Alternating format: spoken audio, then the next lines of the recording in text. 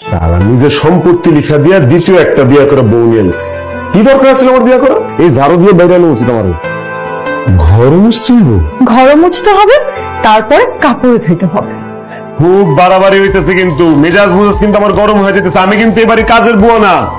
কিন্তু কাজের বুয়া না, তুমি হচ্ছে কাজের পোলা। অনেক ভাব বাড়ছে তখন না, তবুর আজকে দেখামো আমার ক্ষমতা কি। তোরা দেখ, আমার কাছে মনে হচ্ছে বেশি বাড়াবাড়ি হয়ে গেল, পরে উল্টা পাল্টা কোনো কিছু করে ফেলবি না তো?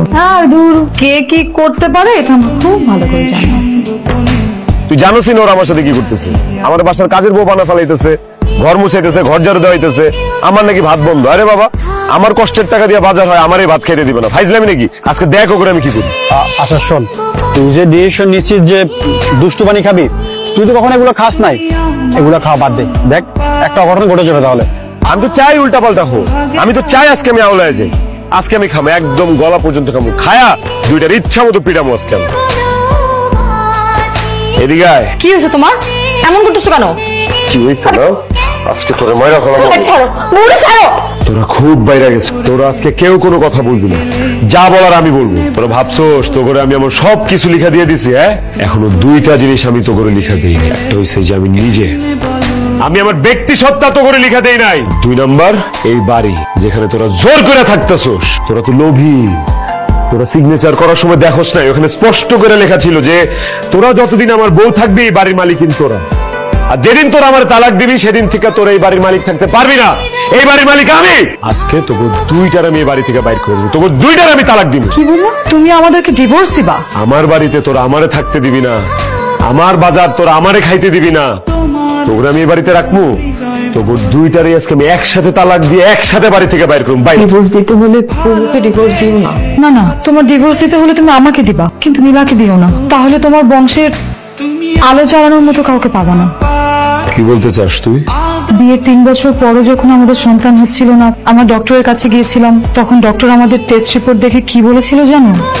তুই তো আমার রিপোর্ট দেখতে দাস নাই। কি বলছিল ডক্টর? রিপোর্টে ছিল আমি কোনোদিনও মা হতে পারবো না। কি বললো তুমি? এত বড় একটা সত্য কথা তুমি আমার কাছে এইভাবে লুকাইছো? কেন লুকাইছো তুমি? ভয়ে মা হতে পারবো না এটা জেনে যদি তুমি আমাকে বাড়ি থেকে বের করে দাও। সেই জন্য গত 2টা বছর তুমি আমার সাথে ঠিক মতো কথা বলো নাই, আমার দিকে ভালোভাবে তাকাও নাই, আমাকে তোমার পাশে ঘুমোতে দাও নাই। বুবি, এত নাটক করে আমার বিয়ে করাইলা, আমার ভালোবাসা আমার বিশ্বাসের কোনো মর্যাদা তুমি দিলে না।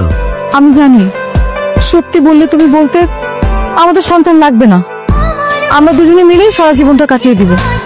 হ্যাঁ বলতাম, পৃথিবীতে সব মারা মা হয় না, সব বাবাদের সন্তান হয় না, আমরা নয় তাদের কাতারেই যোগ দিতাম। কিন্তু আমি সারাটা জীবন তোমাকে বাবা হওয়া থেকে বঞ্চিত করতে পারবো না। নীলা আমার চাচাতো বোন। বাবা চাচাদের সম্পত্তি নিয়ে ঝামেলা হওয়ার কারণে আমাদের সম্পর্কটা দূরে সরে যায়, আর এই কারণে তুমি নীলাকে কোনোদিনও দেখোনি। কিন্তু আমি নীলাকে ছোটবেলা থেকে খুব স্নেহ করি, আর ওকে বলার পর আমি আর বুবুর কথা ফেলতে পারিনি। আমি যে অপয়া না, কারো কারো জীবন সুন্দর করে দেওয়ার জন্য আমাকে আল্লাহ এই পৃথিবীতে পাঠিয়েছে, সেটা প্রমাণ করার জন্য আমি তোমাকে বিয়ে করি। আমি বুবুকে কথা দিয়েছি আমার সন্তান হলে সেটা যে হবে বুবুর সন্তান, আর সেই সন্তান বুকে নিয়ে লালন পালন করে আমার মা হওয়ার স্বপ্নটা পূরণ করবো, আর তোমারও বাবা হওয়ার স্বাদটা পূরণ হবে। আমরা যা যা করেছি আমরা জানি তোমার সঙ্গে ভুল করেছি, আমাকে মাফ করে দিও। ভালোবাসলে সব অপরাধ নিঃশেষ হয়ে যায়। আমার তোমাদের উপর আর কোনো ক্ষোভ নেই, শুধু একটা অনুরোধ, তোমরা আমাকে যা খুশি শাস্তি দাও, আমার কোনো আপত্তি নেই, কিন্তু তোমরা দুইজন সবসময় সুখে থাকো প্লিজ।